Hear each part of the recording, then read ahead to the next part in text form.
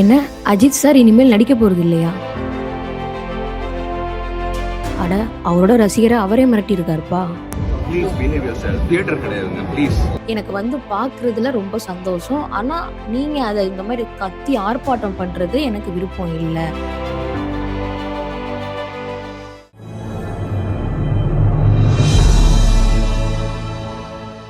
Tamil media நேயர்களுக்கு வணக்கம். இப்போ நம்ம எத பத்தி பேச போறோம் பார்த்தீங்க அப்படின்னா, நம்ம அஜித் சார். ஸோ அவரு இப்போ கார் ரேஸ்ல மும்மரமா இறங்கியிருக்காரு. அத தொடர்ந்து அவரோட ரசிகர் பட்டாளமே பார்த்தீங்கன்னா, அவரு எங்கெல்லாம் கார் ரேஸ் நடத்திட்டு இருக்காரோ, அங்கெல்லாம் போயிட்டுருக்காங்க.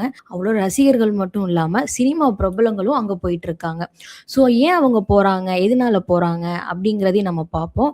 அண்ட் இனிமேல் சினிமாவ விட்டுட்டு அவர் அங்க போயிருவாரா? ஃபுல் ஃபோக்கஸ்டும் கார் ரேஸ்லயே அவர் இறங்கிருவாராங்கிறத பத்தி இதுல பார்க்கலாம். கார் ரேஸ் பார்த்தீங்க அப்படின்னா, இத பார்க்கறதுக்காக துபாயில நடந்துகிட்டு இருக்கு. ஸோ அத தொடர்ந்து அவரோட ரசிகர்கள் பார்த்தீங்கன்னா, அதிக பேர் கிட்டத்தட்ட 6000 பேர் அங்க போயிருக்காங்க. அத தொடர்ந்து இன்னைக்கு பார்த்தீங்க அப்படின்னா, நம்ம அஜித் சார் வெளியிட்டிருக்காரு. இது ஒண்ணும் திரையரங்கம் இல்ல. இது ஒரு கார் ரேஸ் அரங்கம். ஸோ இங்க வர்றப்போ இந்த மாரி ஆர்ப்பாட்டமோ, கத்துறதோ பண்ணாதீங்க. Please behave yourself. தியேட்டர் கிடையாதுங்க ப்ளீஸ். அப்படின்னு சொல்லிட்டு அவங்க ரசிகர்களுக்கு ஆல்ரெடி எச்சரிக்கை விட்டிருந்தாரு. எச்சரிக்கையில ஒரு கோரிக்கை வச்சிருந்தாரு. இப்போ அத தொடர்ந்து இன்றும் அவரு வெளியிட்டிருக்காரு. இது திரையரங்கு இல்ல. ஸோ இந்த மாரி பண்ணாதீங்க அப்படிங்கிறத சொல்லியிருக்காரு. அது கரெக்ட் தான் இல்லையா? ஸோ அவரு ஒரு ப்ரொஃபஷனல விட்டுட்டு பர்சனலா அவருக்கு என்ன பிடிக்கும் அப்படிங்கிறத தேர்ந்தெடுத்து, அதுல ஒரு ப்ரொஃபஷனலா ஒண்ணு அடுத்த கட்டத்துக்கு முன்னோக்கி சினிமால பிரேக் எடுத்துட்டு, இப்போ ஸ்போர்ட்ஸ்ல மும்மரமா ஃபுல் ஃபோகஸ்டா இறங்கியிருக்காரு இல்லையா? அங்க போயிட்டு அவரோட ரசிகர்களும் ஸோ சினிமால பார்க்குற மாரி, அவர் அங்க அந்த துறையில பார்க்குறாங்க. அவருக்கு மேபி அது கொஞ்சம் அன்கம்ஃபர்டபுளா கூட இருக்கலாம். இல்ல அப்படின்னா, அவர் நெறையா பார்த்தீங்க அப்படின்னா, மூவிஸ்லலாம் நெறையா இன்டர்வியூஸ் குடுக்குறதில்ல. அதுக்கு காரணம் ஒரு சிலர் அவருக்கு பேச தெரியாது. அதனால தான்னு சொன்னாங்க. ஆனா அதெல்லாம் காரணமே இல்ல. அவரோட பெர்சனல் லைஃப் அது ரொம்ப பிரைவேட்டா அவர் வழிநடத்திக்கிட்டு இருக்காரு. அத தொடர்ந்து இப்போ இங்கேயும் நான் ஒரு பிரைவேட்டா கொஞ்சம் இந்த சினிமா அதெல்லாம் கொஞ்சம் பிரேக் எடுத்துட்டு, எனக்கு புடிச்சத நல்லா பண்ணலான்னு இருக்கிறப்போ, இங்கேயும் ரசிகர்களாக நீங்க எனக்கு பார்க்குறதுல ரொம்ப சந்தோஷம். ஆனா நீங்க அத இந்த மாரி கத்தி ஆர்ப்பாட்டம் பண்றது எனக்கு விருப்பம் இல்ல. அப்படிங்கிறத சொல்லியிருக்காரு. அது நியாயமான கோரிக்கை தான் இல்லையா? ஆனா நம்ம மக்கள் கேட்கிறோமா? கேட்கிறது இல்ல. அவர் பார்த்தீங்க அப்படின்னா, நம்ம சென்னையில இருந்தவர் தான். அவரோட ஹிஸ்டரி கொஞ்சம் நம்ம பார்க்கலாம். எல்லாருக்கும் தெரியும். பட் தெரியாத ஒரு சிலர் இத பார்த்து தெரிஞ்சுக்கோங்க. ஸோ அஜித் குமார் அவர்கள் பார்த்தீங்க அப்படின்னா, ஹைதராபாத்ல பாலக்காடுங்கிற இடத்துல பிறந்தவர் தான். ஆனா அவர் ஃபுல் அண்ட் ஃபுல் வளர்ந்தது எல்லாமே சென்னையில தான். சென்னை 1000 லைட்ல இருக்கிற நம்ம ஆசான் மெமோரியல் ஸ்கூல்ல ஹை ஸ்கூல்ல தான் அவர் படிச்சிருக்காரு. அது அவருக்கு பிடிக்கலங்கிற காரணத்துக்காக பேரண்ட்ஸ்க்கு அகைன்ஸ்டா படிப்ப விட்டுட்டு அவர் ஒரு மெக்கானிக்கல் ஷாப்ல போயிட்டு ஒர்க் பண்ணியிருக்காரு. ஸோ அது அவங்க பேரண்ட்ஸ்க்கு பிடிக்கலனாலும், பட் இவருக்கு அது பிடிச்சிருக்கு.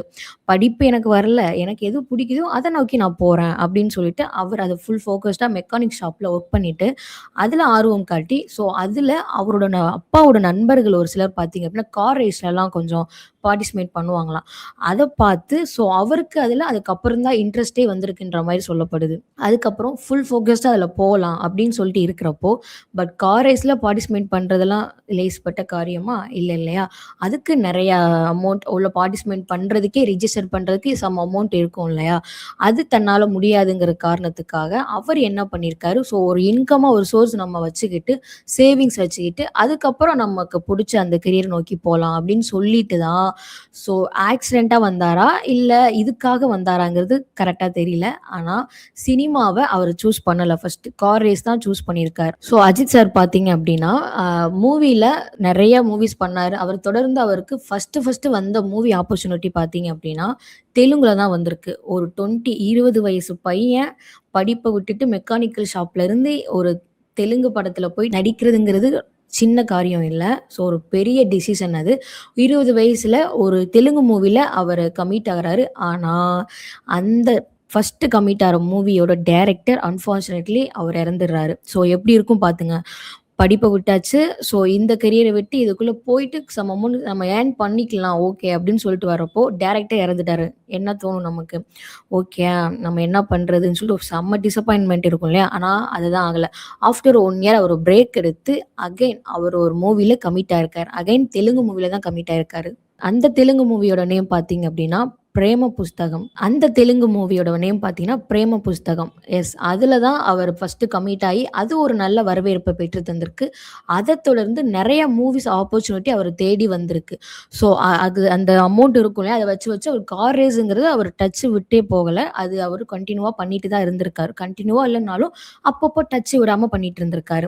ஸோ அத தொடர்ந்து சின்ன சின்ன டிவி சீரியஸ் அண்ட் பத்திரிக்கை விளம்பரங்கள் இதுலலாம் போயிட்டு அவர் பேட்டி குடுத்திருக்காரு. பெருசா குடுக்கலனாலும், ஸோ அவருக்கு ஒரு இன்கம் சோர்ஸ்க்காக அவர் பண்ணிட்டு இருந்திருக்கதா சொல்லப்படுது. அத தொடர்ந்து அவர் தமிழ்ல முதலா அறிமுகமான மூவி தான் அமராவதிங்கிற மூவி. எஸ். அது வந்து ரொம்ப அவருக்கு reach குடுத்துச்சு.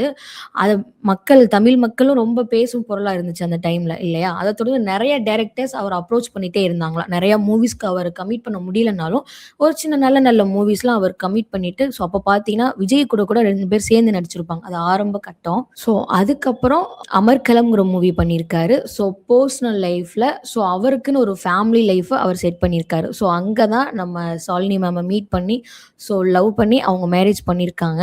So after that Shalini ma'am பார்த்தீங்க அப்படின்னா, அவங்களும் ஆஃப்டர் மேரேஜ் அவங்க ஸ்டாப் பண்ணிட்டாங்க மூவிஸ் பண்றதெல்லாம். 2008 ஆல்மோஸ்ட் அவங்களுக்கு 2001ல மேரேஜ் ஆயிட்டு 8 இயர்ஸ்க்கு அப்புறம் அவங்களுக்கு ஒரு பெண் குழந்தை பிறக்குது.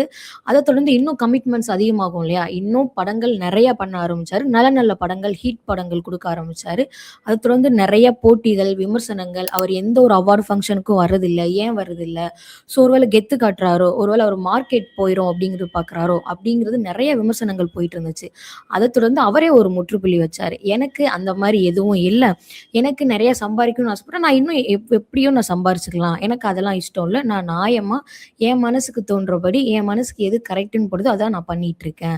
அப்படிங்கிறதும் வந்துச்சு வெளில. ஆனா அவரு ரொம்ப பெர்சனல் லைஃப ரொம்ப ரொம்ப பிரைவேட்டா அவரோட குழந்தைங்களா இருக்கட்டும், இப்ப ரீசென்ட் டேஸ்ல தான் அவங்க குழந்தைங்கலாம் பார்த்தீங்கன்னா, ட்ரெஸ் பார்த்தீங்க அப்படின்னா, அவங்க போய் பார்க்கறனால எதார்த்தமா எடுக்கிற பிக்சர்ஸ் தான் வெளியாகுதே தவிர, குடும்பமா சேர்ந்து வெளியில போற பெருசா அவர் எதையுமே பேட்டி குடுக்குறதோ எதுவுமே கிடையாது.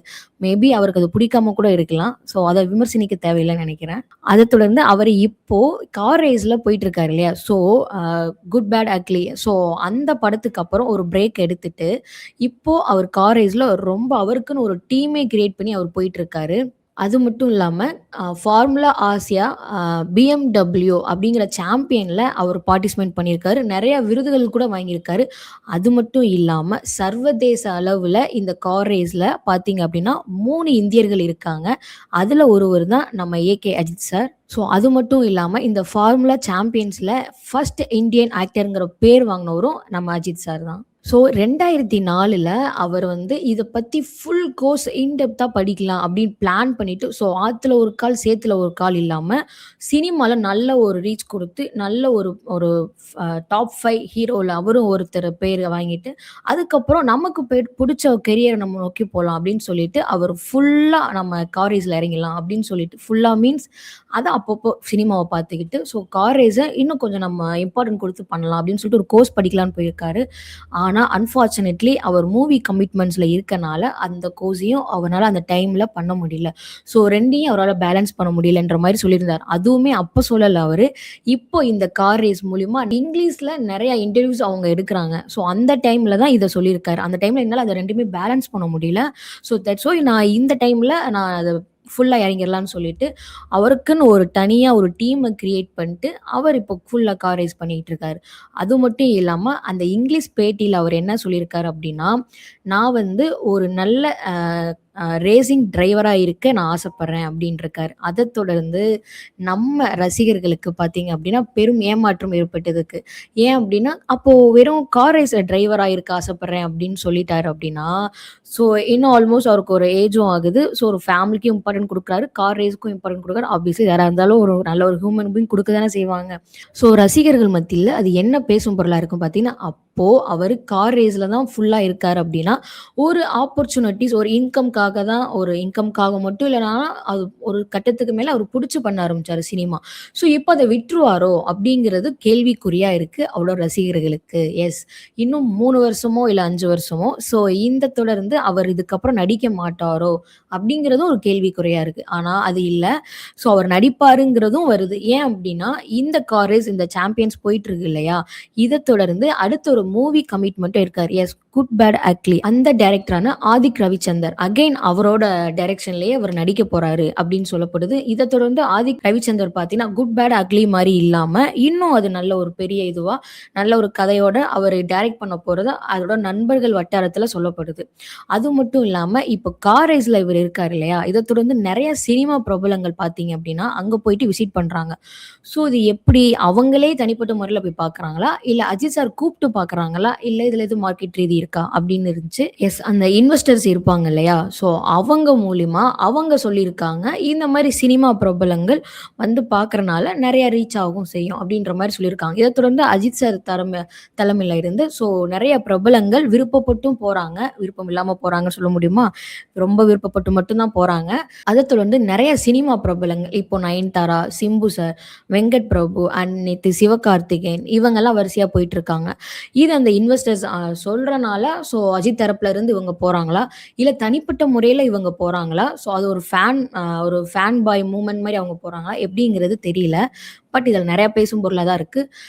அத தொடர்ந்து அஜித் சார் பார்த்தீங்க அப்படின்னா, ஒரு இதுல சொல்லியிருப்பாரு, ஒரு சிலர் புதுசா பண்றப்போ விமர்சனங்கள் இருக்க தான் செய்யும். அது நம்ம தொடர்ந்து பண்ற கெரியரா இருக்கட்டும், இல்ல அத விட்டு வேற ஒரு கெரியருக்கு முன்னோக்கி போறப்ப இருக்கட்டும், ஏதோ ஒரு விமர்சனங்கள் கன்டினியூவா வந்துகிட்டே தான் இருக்கும். அத காதுல வாங்கக்கூடாது. நானும் அத வாங்க போறதும் கிடையாது. எனக்கு சப்போர்ட் பண்ற ஒருத்தர் இருந்தாலும் போதும். சப்போர்ட் பண்ற பீப்பிள்ஸும் இருக்காங்க இல்லையா? அவங்க இருக்காங்க அப்படின்னு சொல்லிட்டு அந்த ஒரு பாசிட்டிவ் வைப்ல ஃபார்வர்ட் பண்ணி லைஃப்ப போய்க்கிட்டே இருக்கணும் அப்படின்னு ஒரு இங்கிலீஷ் பேட்டியில அவர் சொல்லியிருக்காரு. அவரே பார்த்தீங்க அப்படின்னா, ஸோ மூவிஸ் ஒரு பக்கம் இருந்தாலும், இன்னொரு பக்கம் பெர்சனலா புடிச்ச கெரியர நோக்கி பண்ணிட்டு இருக்காரு. அதுவும் இவ்ளோ ஏஜ்க்கு அப்புறம் விடாம கன்டினியூவா பண்ணிட்டு இருக்காரு. அப்படிங்கிறப்போ விமர்சனங்கள் கன்டினியூவா வந்துட்டு இருக்குங்கிறத காதுல வாங்காம, அவர் லைஃப்ல அடுத்தடுத்து என்ன பண்ணணுங்கிறத முன்னோக்கி போயிட்டு இருக்காரு. அவரோட ரசிகர்களான நம்ம என்ன பண்ணணும்? அதுக்கு என்கரேஜ் பண்ண தான் செய்யணும் இல்லையா? இத தொடர்ந்து அடுத்தடுத்து காரிஸ் என்னென்ன சாம்பியன்ஷிப் அடிக்க போறாரு? அடுத்தடுத்து என்னென்ன பிரபலங்கள் அவர போய் பார்க்க போறாங்க? என்னென்ன நியூஸ் அண்ட் விமர்சனங்கள் வரதான் செய்யும். அதையும் நம்ம பார்ப்போம். என்ன ஏதுங்கிறத நம்ம இந்த தமிழ் மீடியா மூலியமா நீங்க தெரிஞ்சுக்கலாம். அதுக்கு முன்னாடி சப்ஸ்கிரைப் பண்ணுங்க. நன்றி.